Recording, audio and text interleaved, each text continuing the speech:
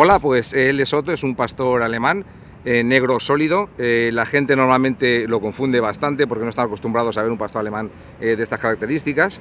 Tiene ahora mismo 15 meses y estoy entrenándolo para detección deportiva. Nos han elegido dentro de lo que es el pueblo por votación como la mascota picasentina de este año.